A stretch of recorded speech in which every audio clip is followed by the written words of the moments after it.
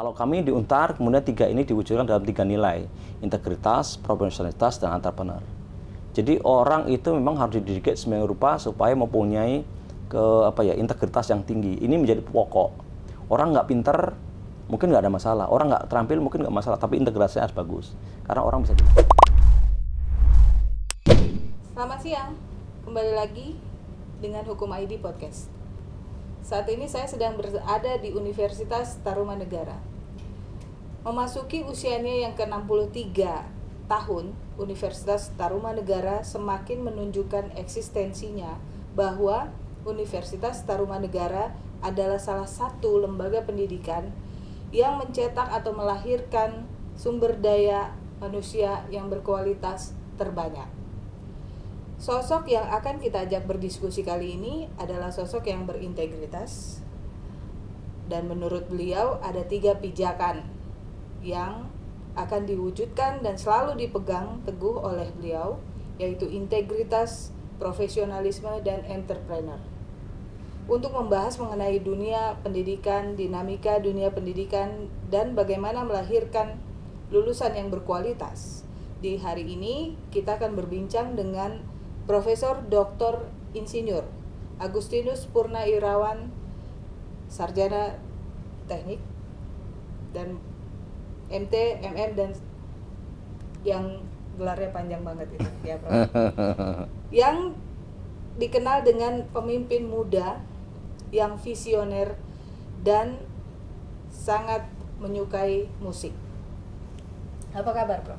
Kabar baik, Ibu. Salam sehat selalu. Salam sehat selalu. Udah mulai aktivitas new normal, udah Ya.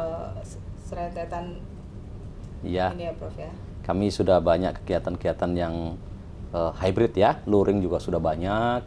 Kemudian saya juga selama pandemi banyak juga keluar kota, keluar negeri. Jadi kita menyesuaikan dengan kondisi di lapangan. Prof, mempersingkat waktu,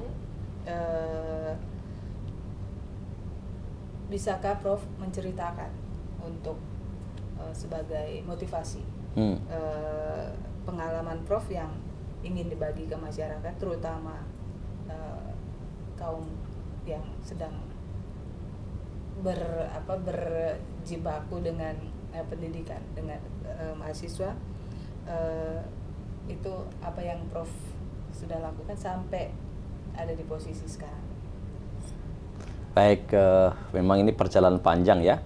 Kalau saya sendiri mulai dari studi dulu di Jogja, kemudian setelah selesai saya bekerja di dunia profesional, kemudian mengalami pasang surut karena juga situasi dunia waktu itu ya, tahun 98 itu kan ada krisis ekonomi yang panjang, yang juga berat, sehingga banyak juga terjadi perubahan-perubahan di dunia profesional.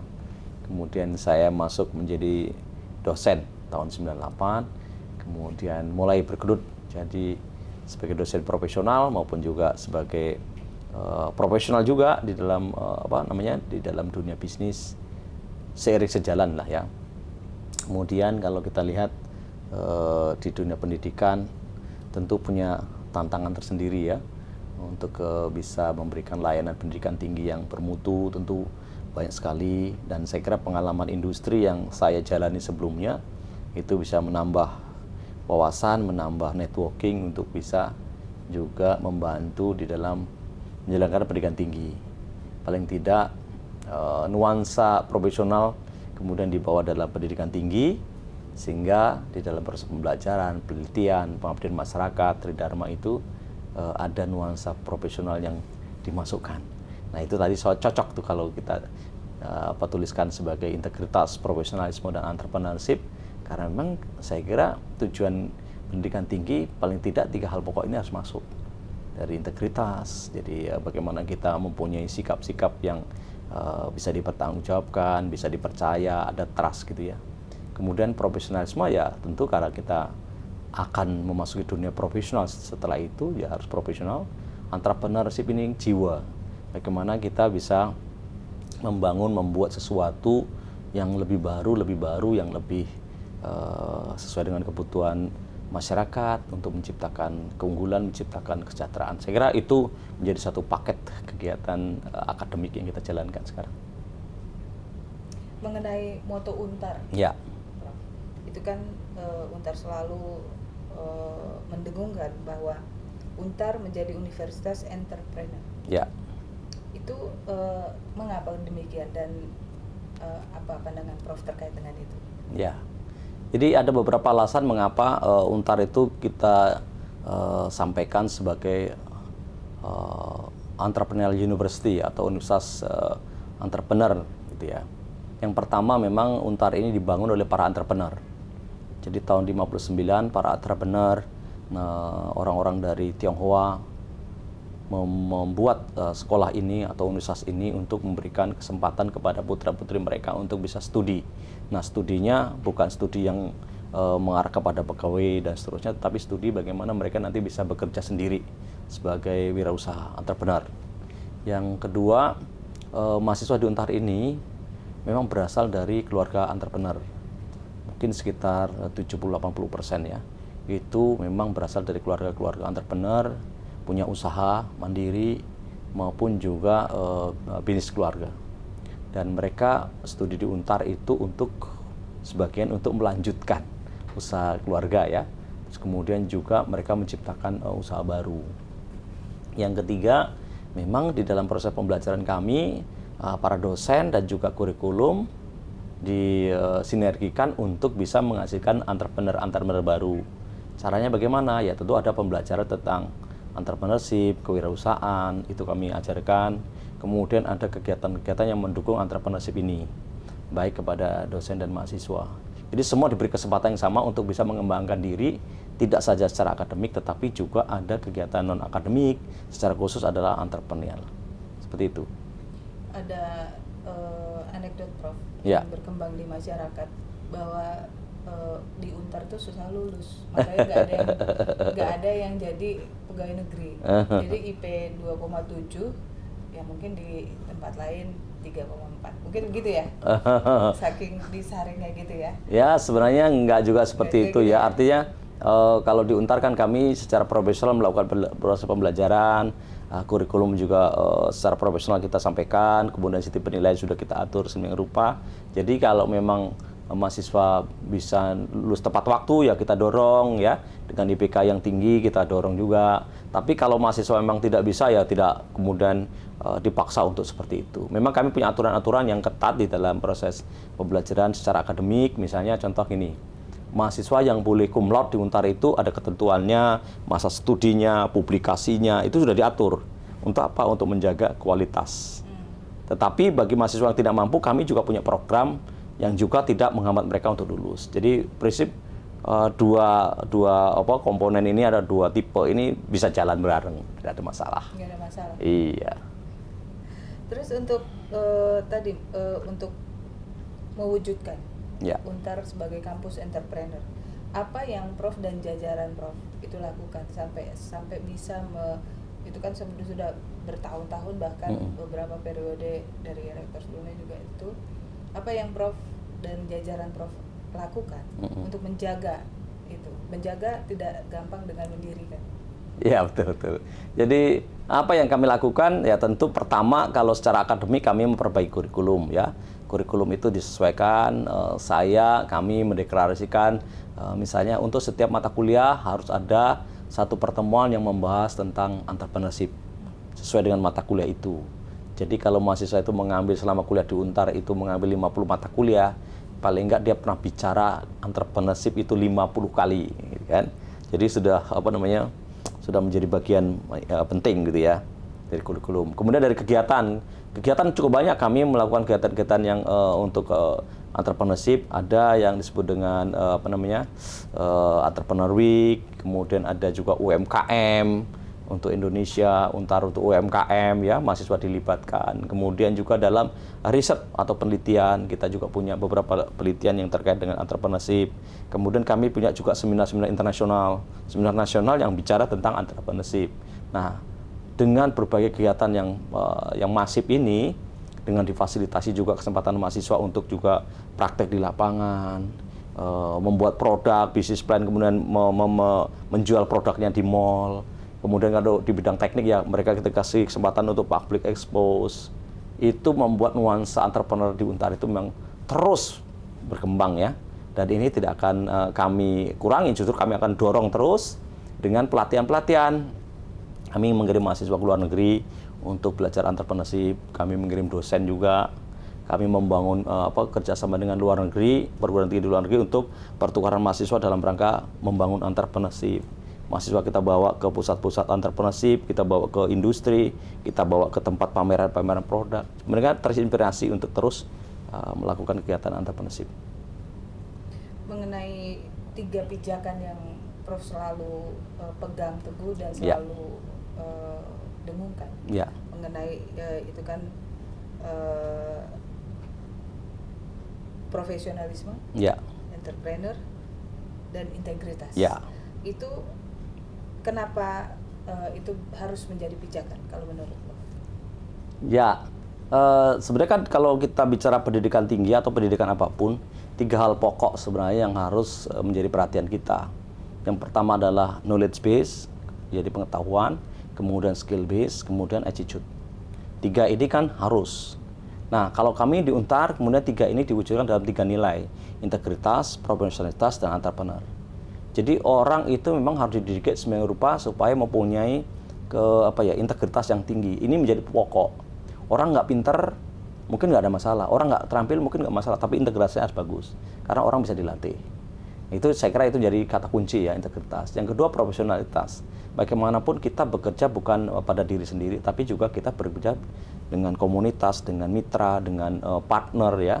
Jadi harus ada trust, ada kepercayaan. Dan ini harus dibangun dari integritas dan kemudian profesionalitas. Kalau saya sudah punya integritas tinggi dan saya masuk di dalam situasi kerjasama dengan orang lain, tentu kita juga harus ada sumbangsih. Nah, sumbangsih ini tentu disitulah profesionalitas yang kita miliki, apakah secara pengetahuan, keterampilan, ataukah juga tanggung jawab terhadap kerjasama itu. Yang ketiga, masalah entrepreneur. Entrepreneurial ini sifatnya tidak hanya pembisnis atau orang yang membangun usaha, tetapi ini jiwanya. Jiwa entrepreneur itu kan di dalamnya ada inovasi, ada kreativitas gitu ya. Nah, design thinking, kemudian berpikir logik, berpikir beyond, melampaui yang belum kelihatan begitu, atau kemudian juga mengusahakan sesuatu yang baru yang kemudian membuat sistem itu menjadi lebih baik dan seterusnya. Itu kan perlu diusahakan sehingga 3 nilai ini bisa membentuk satu manusia unggulan.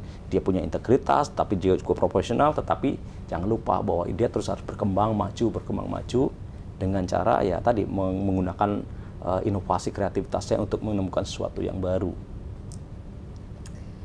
Terkait dengan regulasi yang berlaku di Indonesia, Prof, tentang pendidikan, terutama perguruan tinggi. Menurut Prof, apa yang perlu diubah atau di-upgrade agar bisa diterima baik oleh masyarakat, terutama mahasiswa? Ya tentu pemerintah sudah membuat berbagai aturan main ya, karena kan pemerintah menaungi semua lembaga pendidikan, baik mulai dari dasar, ya menengah, kemudian perguruan tinggi, dan pasca perguruan tinggi. Saya kira ini juga perlu dihormati bahwa pemerintah sudah membuat sedemikian peraturan. Yang kedua, pemerintah juga di dalam membuat peraturan, di situ ada kesempatan kita juga berinovasi, saya kira ya. Jadi peraturan-peraturan itu bukan sesuatu yang kemudian hanya mati di situ saja, tidak memberikan kesempatan untuk kreativitas dan inovasi. Saya kira peraturan-peraturan itu juga ada membuka peluang kita untuk berkreativitas.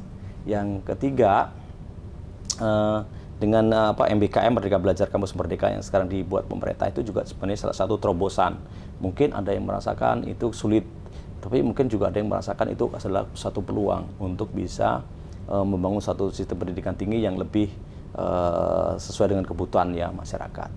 Nah, apa kemudian sarannya? Tentu sarannya yang pertama, pemerintah memberikan kesempatan untuk perguruan tinggi yang sudah mapan, baik itu PTN maupun PTS, untuk diberi kesempatan lebih luas lagi di dalam mengembangkan kreativitasnya, jangan terlalu diikat dengan peraturan. Nah, saya kira itu, jadi peraturan-peraturan itu bisa hanya sebagai guidance, kemudian silakan mengembangkan, nanti kalau melanggar ya baru kemudian diperingatkan dan seterusnya. Tapi kalau tidak ya silakan didorong. Itu yang pertama. Yang kedua, saran saya pemerintah mungkin fokus pada lembaga pendidikan baik itu dasar, menengah maupun pendidikan tinggi yang kualitasnya masih rendah. Itu saya kira harus dibantu oleh pemerintah, jangan dibiarkan saja. Termasuk juga perguruan tinggi swasta. Banyak perguruan tinggi swasta itu sekarang di Indonesia kan ada perguruan tinggi itu lebih dari 4.000 ya, 4.300, 4.500 gitu ya. Dan PTN-nya itu kan nggak banyak, banyak kan swasta. Nah swasta itu kan ada klasternya, ada klaster yang paling bawah. Nah klaster yang paling bawah ini tentu harus dibantu lebih banyak daripada klaster yang ada di atasnya. Yang klaster yang di atasnya jangan terlalu dikekang, biarkan dia lepas menjadi world class university misalnya. Nah saya kira itu harus dibuat sistemnya, sehingga nanti teman-teman yang mau berkembang cepat ya silakan saja. Yang penting ada aturan main sederhana yang dibuatkan, tidak melanggar itu ya sudah. Yang kekurangan harus dibantu supaya tidak kemudian kualitasnya jomplang ya antara yang kualitas tinggi dengan kualitas yang paling bawah. Nah saya kira pemerintah harus masuk di situ, termasuk MBKM, Merdeka Belajar Kampus Merdeka. Untuk perguruan tinggi yang papan atas, misalnya menengah ke atas itu sudah tidak ada masalah. Tapi yang bawah misalnya untuk membangun networking dengan industri, kolaborasi dengan perguruan tinggi internasional itu kan tidak mudah. Nah bagaimana kemudian pemerintah membantu mereka untuk paling tidak punya akses ke industri, akses ke mitra gitu kan, sesuai dengan keunggulan lokal yang mau dibangun. Kemudian kalau mau ya dibantu juga akses internasional. Nah, itu saya kira beberapa hal yang bisa menjadi masukan kepada pemerintah. Berarti Prof ingin mengatakan bahwa pemerintah harus hadir. Ya. Untuk memang mewujudkan kampus merdeka itu. Ya, pemerintah memang harus hadir, dan hadirnya saya kira tidak harus hadir sama rata ya. Tidak harus, kalau perguruan tinggi yang sudah mapan, sudah bagus ya dilepas saja. Yang penting nanti tinggal ditanya apa hasilnya. Tapi perguruan tinggi yang menengah ke bawah yang memang butuh bimbingan ya harus hadirnya lebih kencang, tidak hanya hadir dalam kebijakan tapi juga hadir dalam pendanaan, pembinaan. Saya kira itu penting. Terkait dengan kampus merdeka, Pak. Ya. Bagaimana UNTAR menerapkan kurikulum merdeka dan apa penerapan dan pengembangannya dalam kehidupan kampus? Ya. UNTAR ini mungkin salah satu perguruan tinggi ya, salah satu perguruan tinggi di Indonesia yang sebelum MBKM atau Merdeka Belajar Kampus Merdeka diluncurkan pemerintah tahun 2020, kami sudah menjalankan lebih dulu. Jadi banyak aktivitas itu yang sudah inline dengan MBKM. Kami tahun 2019 itu sudah meluncurkan satu program penyetaraan atau pengakuan kegiatan kemahasiswaan dalam prestasi, lomba, prestasi apapun begitu ya, kemudian disetarakan ke dalam mata kuliah. Itu sudah ada tahun 2019, kami membuat peraturan rektor untuk menyetarakan sampai 12 SKS itu. Jadi artinya MBKM belum ada, kami sudah lakukan itu. Kemudian kegiatan-kegiatannya tentu banyak sekali yang sudah kami lakukan sebelum MBKM. Nah dengan MBKM tentu apa yang kami lakukan sebelumnya itu makin diperkuatkan untuk dilakukan. Nah tahun 2020 begitu MBKM diluncurkan, kemudian setelah itu ada pandemi, kami tidak tinggal diam, kami merubah semua kurikulum. Di UNTAR itu sudah dirubah semua kurikulumnya menjadi kurikulum MBKM, semua prodi ya, khususnya untuk program sarjana. Kemudian program S2, S3 juga menyesuaikan. Nah, kami kemudian membuat pedoman-pedoman operasional yang bisa dijalankan oleh semua program studi sebagai acuan untuk para dosen dan mahasiswa untuk menjalankan MBKM. Dan kemudian mengatur bagaimana penyetaraan nilainya terhadap kegiatan-kegiatan kemahasiswaan itu. Dan syukur pada Tuhan, tahun 2022 di awal tahun, pada saat Rakorda, rapat kerja daerah, rapat koordinasi daerahnya LLDT Jakarta, kami dapat penghargaan terbaik pelaksanaan MBKM. Kemudian kami juga terbaik pelaksanaan pencapaian IKU, indikator kinerja utama perguruan tinggi. Jadi dua penghargaan ini menunjukkan bahwa di UNTAR kegiatan MBKM maupun mendorong untuk pencapaian indikator kinerja utama perguruan tinggi sudah bagus, sudah dijalankan. Setiap tahun, setiap semester paling nggak lebih ada 3.000 sampai 3.500 mahasiswa melakukan kegiatan MBKM. Dengan berbagai kegiatan ya kan, MBKM itu ada 8 kegiatan dan semuanya ada dijalankan oleh semua mahasiswa dan prodi. Jadi setiap laporan ke Pangkalan Data Pendidikan Tinggi, PDDikti, antara 2.500, 3.000, 3.500 itu setiap semester pasti ada mahasiswa kami yang kemudian menjalankan MBKM di berbagai kegiatan. Bagaimana Prof menjelaskan posisi UNTAR Ya. dalam dunia pendidikan di Indonesia dalam hal penerapan visi dan misi untuk meningkatkan SDM di Indonesia? Ya, UNTAR ini kan didirikan dalam rangka mendukung pemerintah waktu itu ya, khususnya untuk putra-putri Indonesia yang tidak bisa studi di perguruan tinggi negeri. Itu awalnya di tahun 59. Kemudian cita-cita itu kita wujudkan terus dan sekarang kita atau UNTAR ini sudah mempunyai 30 program studi baik S1, S2, profesi dan program doktor ya. Ya artinya itu sudah sudah usaha yang sangat kuat gitu untuk mendukung pemerintah dalam peningkatan SDM. Kemudian kami juga tadi dengan nilai-nilai integritas, profesionalitas dan entrepreneur itu juga makin menguatkan alumni-alumni UNTAR untuk bisa mempunyai satu values yang kuat untuk berproses atau kemudian juga berprofesi di dunia profesional gitu ya, sebagai apapun di masyarakat. Yang berikutnya adalah tentu di dalam proses-proses pembelajaran kami memperkuat dengan berbagai macam kegiatan yang mendorong atau menciptakan keunggulan. Kami punya kegiatan misalnya pertukaran mahasiswa, pertukaran dosen, ya kan? Terus kemudian juga kami banyak sekali mengundang tokoh-tokoh untuk hadir memberikan perkuliahan di UNTAR kepada mahasiswa, pembekalan tentang cinta tanah air, bela negara, pembekalan tentang entrepreneurship, pembekalan tentang humaniora. Itu selalu kami berikan kepada mahasiswa-mahasiswa UNTAR. Nah, ini kan bagian kesadaran juga, pertama mempunyai keunggulan secara akademis, punya keunggulan secara skill, punya keunggulan secara attitude, tetapi juga keunggulan untuk cinta tanah air, ya, kepedulian kepada sesama manusia karena ada terkait dengan humaniora, humanities, ya. Saya kira itu terus akan kami perkuat sehingga nanti alumni kami yang sekarang sudah lebih dari 100.000 orang, saya kira juga sudah berproses di berbagai kehidupan, tidak hanya di Indonesia, banyak juga yang berkarya di luar negeri, sudah menorehkan banyak prestasi, saya kira. Gitu. Dan ada beberapa hakim di Mahkamah Agung juga alumni UNTAR. Ya, saya kira ada beberapa ya yang kita lihat alumni UNTAR, pernah kuliah di UNTAR atau pernah memberikan kuliah di UNTAR. Jadi nuansa kehidupan kampus dari UNTAR itu sudah banyak mewarnai ada yang ke menteri juga ada, gubernur, bupati, wali kota, DPR, DPRD.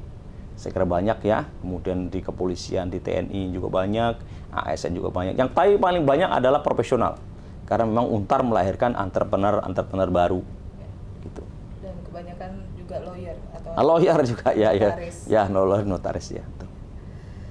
Prof, apa pendapat Prof tentang revolusi 4.0 untuk dunia pendidikan? Apakah UNTAR sudah siap dengan itu, dan terkait dengan pandemik yang berkepanjangan ini, apalagi sekarang udah PPKM level 1 kan? Ya. Nah, itu apa yang Prof akan lakukan? Ya, saya kira kita semua harus siap dengan perubahan teknologi ya, baik itu teknologi di 4.0 apapun di society 5.0. Saya kira itu kita terus harus ikut karena memang dunia sudah berubah. Itu yang pertama. Jadi kesadaran bahwa sekarang itu sudah ada perubahan ke arah sana, ya harus disampaikan. Kami juga panggil semua dosen, panggil semua karyawan untuk briefing bersama, bagaimana kita sama-sama tahu ada perubahan ini, bagaimana kita menyikapi. Tentu kita akan bicara terus sama mereka dalam setiap event yang kita punya. Kemudian ini tentu kemudian dikonversi pada tindakan-tindakan nyata. Apa yang dilakukan tentu ada perubahan di kurikulum, kemudian penyiapan sarana prasarana pembelajaran untuk menyesuaikan dengan kehidupan yang baru gitu ya. Terus kemudian juga memberi kesempatan para mahasiswa dan dosen untuk melihat dunia luar yang juga baru, sehingga nanti mereka juga bawa ke kampus ada sesuatu yang baru. Contohnya apa? Ya tentu kami kolaborasi dengan internasional, dosen-dosen mungkin juga pergi ke luar negeri ya, atau kita undang pakar-pakar luar negeri untuk bicara di sini.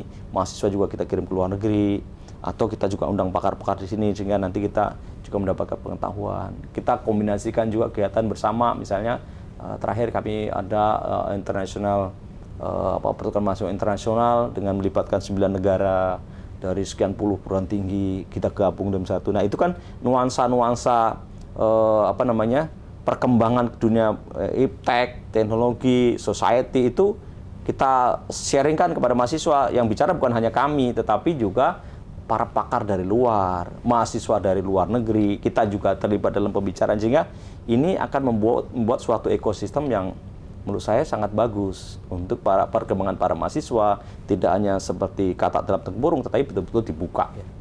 Jadi intinya kami berusaha untuk menyiapkan sarana prasarana yang mendukung dari berbagai perkembangan teknologi yang sekarang ada. Kalau kampus lain mungkin pandemi ini baru melek terkait dengan Zoom atau apa gitu ya. Sedangkan kalau Untar sudah lakukan itu dari jauh sebelumnya. Ya, kami memang sudah lakukan banyak kegiatan. Fasilitas-fasilitas di sini sebenarnya sudah banyak yang di setting untuk zaman dulu ya, sebelum pandemi itu, untuk telekonferensi dan seterusnya yang bisa kita lakukan. Tetapi itu dipercepat dengan masa pandemi, sehingga kegiatan-kegiatan kita banyak sekali ya, yang diselenggarakan secara online, melibatkan banyak negara, itu seperti menjadi suatu kebiasaan. Karena di Untar ini kan paling tidak setiap tahun ada seminar internasional itu 5 kali. Nah, 5 kali itu pakarnya pasti dari luar negeri banyak, kemudian teman-teman dari antar perguruan tinggi di luar negeri juga banyak, dari Indonesia pun juga banyak. Kemudian ada pertukaran mahasiswa secara online dengan internasional, kami juga selenggarakan, itu juga banyak pesertanya. Bahkan yang terakhir itu pesertanya 700 orang, yang nasional itu 1.000 orang. Jadi banyak sekali yang sudah kita lakukan dengan menggunakan basisnya teknologi informasi yang sekarang berkembang gitu ya. Dan salah satu hal baik dari pandemi adalah kita melek semua informasi ya, Prof, ya. Ya, dipaksa ya kita ya. Dipaksa gitu ya. Prof, beberapa waktu yang lalu telah lahir dokter hukum medis dan kesehatan pertama di Indonesia. Iya. Itu dari Untar. Iya. Dr. Risma Situmorang. Iya. Itu kan pertama ya di Indonesia. Apakah nanti ini akan menjadi satu prodi atau apa gitu di hukum medis dan kesehatan, karena belum pernah ada. Ya, memang Untar ini atau Yayasan Ternama Negara itu punya beberapa konsentrasi di dalam operasionalnya. Yang pertama itu konsentrasi di bidang pendidikan. Ya, sudah ada Universitas Taman Negara yang sampai seperti sekarang ini. Kemudian juga yayasan itu mempunyai visi tentang kesehatan. Nah, dengan visi kesehatan itu ada rumah sakit, ada apa dan seterusnya. Tentu juga dengan Fakultas Kedokteran Untar ya. Nah, selanjutnya sekarang sudah ada dokter di bidang ilmu kesehatan. Mau diapakan gitu ya? Hukum ya, dokter. Ya, dokter hukum medis kesehatan. Dokter levelnya. Nah, ini mau diapakan? Saya kira ini satu terobosan bahwa Untar bisa menghasilkan dokter di bidang kesehatan seperti ini, keluarnya dari Fakultas Hukum ya. Tentu ini satu kesempatan kita juga berkontribusi di dalam membangun hukum kesehatan di Indonesia yang mungkin sekarang sudah ada, tapi mungkin perlu penyempurnaan, perlu peningkatan dan seterusnya. Terutama juga layanan kesehatan. Layanan kesehatan yang tidak semua merata ya, kalau kita ke daerah-daerah kan butuh sekali itu ya layanan kesehatan. Nah, layanan kesehatan yang baik tentu bisa juga dimulai dengan peraturan perundang-undangan yang mendukung gitu kan. Ya, kalau ada peraturan perundangan yang mendukung, tentu mungkin ada tenaga kesehatan, ada dokter, ada siapapun yang mau juga di daerah-daerah dan seterusnya. Nah, dengan adanya dokter ini tentu ini peluang buat Untar untuk berpikir tentang pengembangan prodi baru. Nah, saya kira ini Fakultas Hukum Untar sudah mulai menggodok apa-apa yang harus dipersiapkan, apakah membuat prodi baru, apakah akan membuat peminatan baru, pengembangan dari yang ada ini ya, untuk keunggulan yang baru di apakah di S2, apakah di S1 maupun di S3. Saya kira kami mensupport pada Fakultas Hukum untuk bisa meng-create ya apa yang bisa kita sumbangsikan kepada dunia kesehatan, karena selama ini kita bicara dunia pendidikan. Nah, mungkin nanti dunia kesehatan plus pendidikan yang secara secara seimbang bisa juga melahirkan orang-orang yang punya kepedulian terhadap hukum kesehatan di Indonesia. Dan mungkin nanti Untar menjadi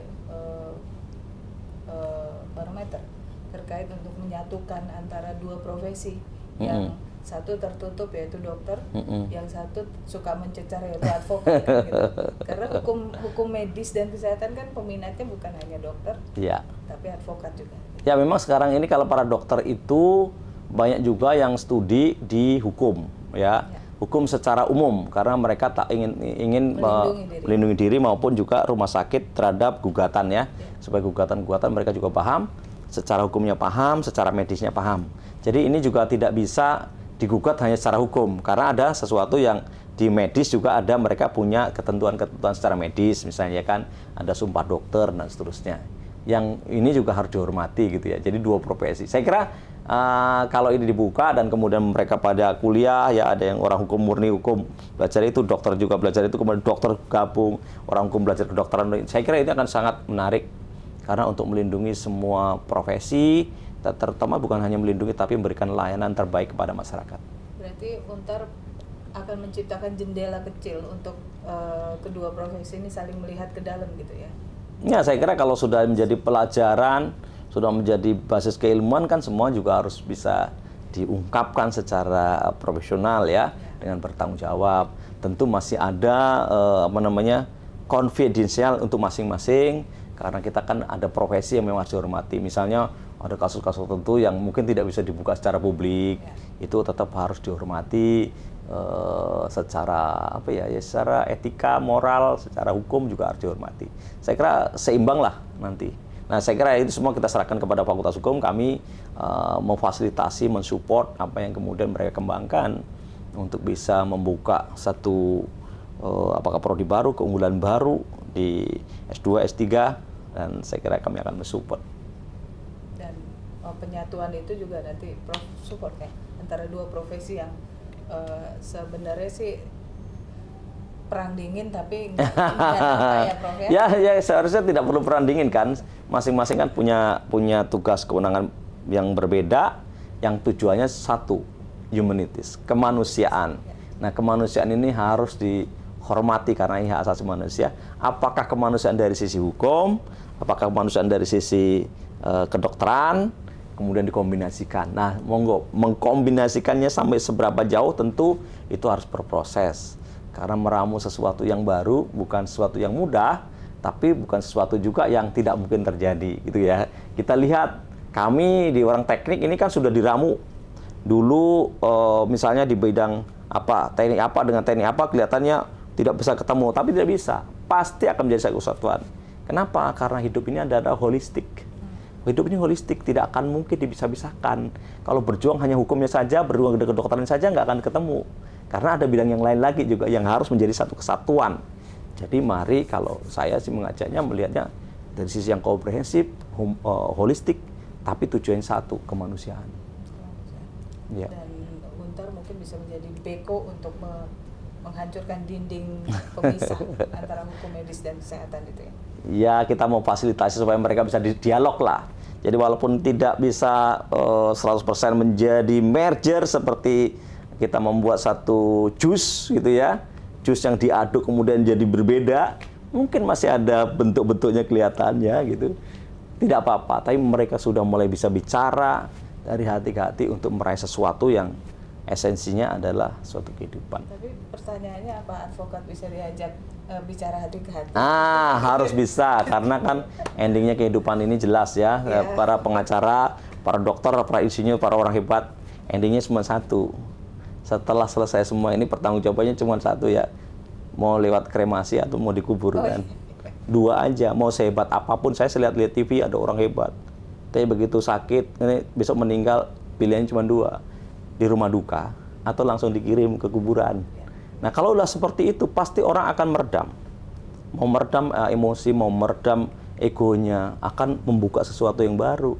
Toh tujuannya sama-sama udah mengantri, setiap manusia kan udah antri nih. Kapan tinggal dipanggil sama yang Maha Kuasa kan. Nah, pada saat kita belum dipanggil itulah kita harus membuat sesuatu yang baik. Nah, sesuatu yang baik itu kita tidak boleh baik hanya versi saya. Baik itu juga harus universal, dilihat dari semua sisi. Gitu ya. Mungkin terakhir ada yang Prof mau sampaikan untuk para kaum terdidik silakan. Ya, Bapak Ibu dan semua saja yang sama-sama dengan kami, kita semua sebagai mungkin intelektual, sebagai orang-orang yang berpikir untuk sesuatu yang lebih baik, mari kita membangun kolaborasi, membangun sinergi, karena hanya kolaborasi dan sinergi untuk kebaikan kita akan mencapai kehidupan yang makin baik. Ingat tadi saya katakan ya, toh akhirnya akan ada endingnya juga. Apapun kekuasaan kita, apapun hebat kita, endingnya cuma dua. Mau dipilih mana? silahkan mulai tulis tuh di surat wasiat, titipkan kepada pengacara kita, mau dikremasi, mau dikubur, atau hilang di tengah laut. Mari kita membuat kesadaran itu supaya kita tidak kemudian merasa bahwa kita super power ya. Baik, terima kasih